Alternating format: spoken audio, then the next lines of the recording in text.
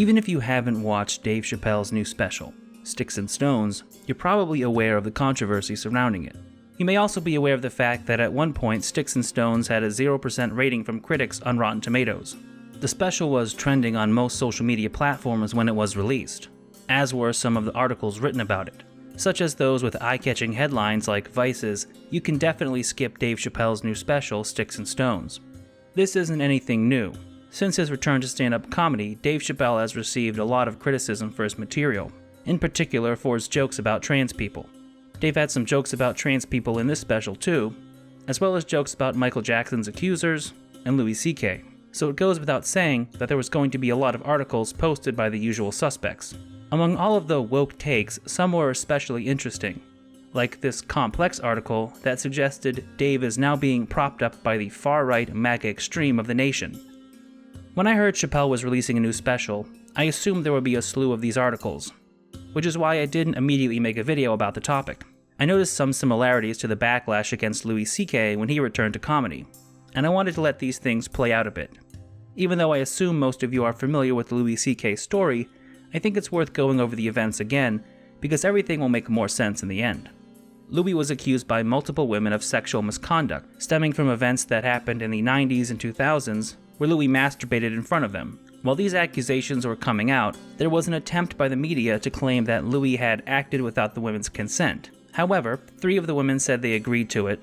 One of the women claimed that she turned him down and he didn't press the issue any further, and the 5th woman accused him of masturbating while they were on the phone. From what I understand, the notion that he forced himself upon the women comes from unsubstantiated claims that Louis blocked a door and prevented 2 women from leaving a hotel room.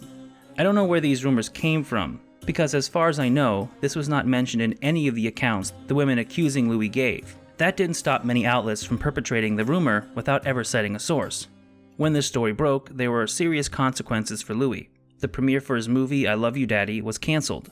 HBO pulled his previous specials, and Netflix scrapped the second special in a 2-special deal they had with CK. That being said, a lot of people were still on Louis' side. Was what he did weird? Absolutely. Inappropriate? Possibly. Sexual harassment? Now that was a hard sell for many people, myself included. So the narrative was changed to say that somehow Louis' actions were an abuse of power. This wasn't true either. At the time the alleged events took place, Louis wasn't the massively successful comedian he was in 2017. These women were essentially his co-workers, not his underlings or employees. This was irrelevant though. The allegations came out around the same time the Weinstein allegations came out, and the Me Too movement was gaining steam. Louis was screwed either way, and effectively forced into exile from the comedy world. I want to point out that I don't think Louis was completely innocent. There was a particular story that Louis told on Opie and Anthony that does paint a very disturbing picture of his deviant behavior. This isn't gay because it doesn't include another man, but when I was a kid, we lived in a 2-family house. So there was these nurses that lived together above us, and I was sexy. Fucking, I didn't care what they looked like. Our basements were connected, so I would stay home from school pretending I was sick, and I would go down in the basement and climb. I'd go into their apartment. Wow. And I would find their... Ballsy. I'd jack off in their underwear. Wow. And then I'd go back downstairs and feel horrible about myself. Make your getaway. Yes. Feeling all guilty about what you left. Did you take the underwear with you? No, I left it there. You left jizzed underwear? What an antisocial little douchebag. These women, it's not like they lived with a guy. What the fuck could they what the fuck did I do last night? Jizz in my underwear. And they knew it was you because they find a load in some day. Smartie wrappers. Curiously, I don't believe this story was ever brought up in any of the articles talking about his sexual misconduct, though. The same could be said about the slave master bit he did with Patrice O'Neal on Opie and Anthony, or that one clip we all know about that has miraculously never been mentioned, even when Louis and Chris Rock were in the middle of a controversy about the N-word last year. This goes back to an idea that I have mentioned in my videos about Amy Schumer and Jim Jeffries. Like Louis, they have a lot of skeletons in their closets that could absolutely ruin their careers if anyone writing for BuzzFeed, Vice, Vulture, etc. chose to bring them to light. Amy admitted to sexually assaulting a cab driver, and Jim Jeffries drugged a teenager for sex. But somehow these stories haven't gained any traction in the media that would otherwise destroy somebody's career over a 10-year-old tweet. Isn't it convenient how these stories never get picked up? The narrative about cancel culture is so often that it is an issue of mob mentality. At least that is what people say whenever somebody like ContraPoints is canceled. But what you find when you look at the way the big fish are brought down, the process seems a bit more curated. It's pretty evident in the way Dave Chappelle's most recent special has been criticized. He's now 5 specials deep into his return, and he's still making jokes about trans people, much to the dismay of his critics. He represents an unusual obstacle. Unlike so many comedians these days, he has no desire to be politically correct. Dave has also walked away from a $50 million TV deal, so he isn't the kind of guy you can threaten into wokeness, and he's a black Muslim. So unless you want to open the Pandora's box of historic homophobia and transphobia present in those communities, it's hard to criticize him using the typical tactics. You're fucking a white male! An article from the Daily Beast did call out Kevin Hart and Dave Chappelle for their privileged LGBTQ blind spots, and stated that the oppressed can't oppress the oppressed. However, in their dissection of Kevin Hart's recent comments regarding Lil Nas X coming out as gay, they stopped short of making the connection to homophobia in the black community, even though Lil Nas X brought it up himself. I'm grown up to hate this shit. I'm not supposed to ever like this. Hate what? Hate what? Homosexuality, gay Why? people. Come on now. Why are you going to If you're really from the hood, you know. With most of the usual avenues blocked off, many of Dave's critics have taken to attacking him on the basis of class. The most common complaint I've seen is that he is an out-of-touch, rich heterosexual, and passively aggressively saying that it's sad to see a master like Chappelle resort to lazy jokes about trans people. You can see a great example of this mentality present in the interview our friend Natalie Wynn did with 9/11 enthusiast Hassan Piker. You know, he could just not do the trans jokes because he obviously doesn't really have anything very incisive to say about it. And so it's actually, I'm just sort of embarrassed for him watching him rehash the same old, like, I identify as Asian. Like, oh, Ricky Gervais on stage in 2015 just did I identify as a chimp. Like, how many hack comedians have already gotten up on stage to do the I identify as something wacky joke about trans people? Like, everyone's doing that. They've been doing it for years. And so, I think if this were any other joke, if it was not transphobic, we would accuse the comedians doing it now of stealing it because it's not a new joke. Doesn't that sound a little familiar? Good comedy doesn't punch down has become the trite new way to criticize comics who joke about off-limit topics. Because we should all aspire to the highbrow humor of, you know how I know that you're gay? It's no longer enough for comics to just make people laugh. They have to be socially conscious too. They have to scream about Picasso and that time they were raped. That was the big talking point when one of Louis C.K.'s sets got leaked last year, and people were appalled that he would make jokes about kids who became political activists after a school shooting. Don't go after that kid whose dad is a retired FBI agent. That kid who used the bodies of his fellow students as stepping stones in his political career. That's punching down. Never mind that the idea of punching down is condescending as hell and takes agency away from minority groups. Like they're too weak or sensitive to decide whether or not a joke about them is acceptable. They need a multi-millionaire movie producer or a left-wing internet journalist from Brooklyn to make the decision for them. The bigger problem is, what does punching down or punching up even mean? Another one of the leaked jokes that got Louis in trouble was his remarks about Asians, something that Chappelle was criticized for as well. The most recent example would be the attempts to cancel comedian Shane Gillis. On the day he was announced as a new cast member for Saturday Night Live, the professionally outraged crew had to tear him down by pointing to some offensive jokes he made over the years, particularly one about presidential candidate Andrew Yang. Either way, it brings me back to the question of what constitutes punching up, if that is supposed to be the goal of good comedy. Asian and Indian Americans make more money than white Americans, and therefore are in a position of power. So should a white American making fun of an Asian or Indian American be considered punching up? Would the reverse be punching down?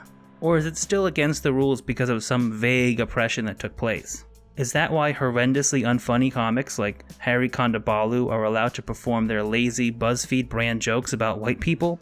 What about that stereotypical immigrant mom character so many Asian comedians do? Does that fall into the category of lazy jokes that punch down?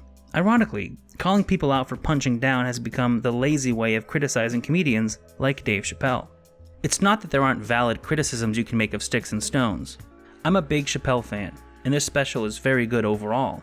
There are quite a few brilliant moments, such as the story he tells about an experience he had with standards and practices. The way he compared the opioid crisis to the crack epidemic was another moment that stood out to me. However, I don't think this special is his best work. The jokes about trans people are lackluster, and with every new special I do find myself wondering why he's continuing in this direction. But I don't find myself wondering why can't he be more thoughtful. After reading article after article criticizing Dave's special, you have to ask yourself if these people are even fans of Dave Chappelle. When they complain about Dave tarnishing his legendary career by punching down, it feels like they've created a fictional version of Dave Chappelle in their heads, based on a few sketches and interviews he did 15 years ago. Dave has provided some of the most insightful social commentary in the history of comedy, but he's also always punched down. This duality is a hard pill to swallow for people who used to enjoy Chappelle, but now consider his material problematic. It reminds me of how all the leading left-wing YouTubers used to be edgy atheists or something awful users. When they became woke, they had to atone for their past sins of enjoying something no longer acceptable. I think that is why one of the common themes underlying many of the articles criticizing Chappelle is that he remains unapologetic of his controversial material. He hasn't apologized for his past anti-trans jokes or admitted to changing his mind. It serves two purposes. The first is obvious if you look back at the Louis C.K. situation. When Louis released an apology admitting that the accusations were true and that he believed he abused his power, it was basically the final nail in the coffin. This is because an apology does not mean the same thing to the people who perpetrate cancel culture as it does to the rest of us. For most people, an apology is an attempt at reconciliation. But for the people who are criticizing Chappelle, who tried to destroy Louis C.K.'s career, and who tried to destroy Kevin Hart's career, an apology is nothing more than an admission of guilt. There is no room for reconciliation. You will not be forgiven. What you did will not be forgotten. It will be brought up at every opportunity and used against you whenever a knife needs to be twisted a little. And it will only keep getting worse. Louis found this out the hard way when he emerged from his exile in late 2018 and started doing comedy shows again. There was an immediate pushback from people who said he was returning too soon, that his very presence in comedy clubs was a workplace safety issue. It wasn't enough that he had lost $35 million, that his movie had not been released, or his deal with Netflix had been cut short, that he has daughters that he needs to take care of. Just the act of him stepping on a stage and earning a living was too much. Because even if you have sincere intentions, once you apologize, it's like letting the vampire into your house. You've set the precedent that you can be made to apologize. From there, the line will only be pushed further and further back. With Dave, I think there is another more specific reason critics want him to apologize. If he admits that he was wrong, they no longer have to deal with juggling the duality of liking someone who says problematic things. That sin will be washed away. All they have to do is say, I used to be an edgy shitlord when I was younger, without ever dealing with the uncomfortability of asking themselves hard questions. And to be honest, I find that even more disturbing. As always, I want to say thank you for watching the video, as well as liking, commenting, and subscribing. I know this video was a bit different, and I probably would have liked to talk more about Shane Gillis if the timing had lined up better, but I had almost everything written and recorded when SNL finally fired him. Some of the events that have occurred lately have made me want to explore cancel culture, especially as it pertains to comedy. I've talked about a few hypocritical, woke comics already, but I think it's something I might do a video about in the near future. I know the painting didn't exactly turn out perfect. I thought about redoing it, but in the end I think it's probably better to leave some failures in there so I can learn from them. And I think the caricature was funny looking either way. Also, I'd like to thank my supporters on Patreon for helping make these videos possible. Thank you. Bone CK, Colin Donahue, Mike Roballs, Ryan Hamilton, Alistair Kane, CP, Yuko, Kevin Howard, Origami Fleshlight, Medication Doesn't Work, The Son of Man, Neem, and Jackie.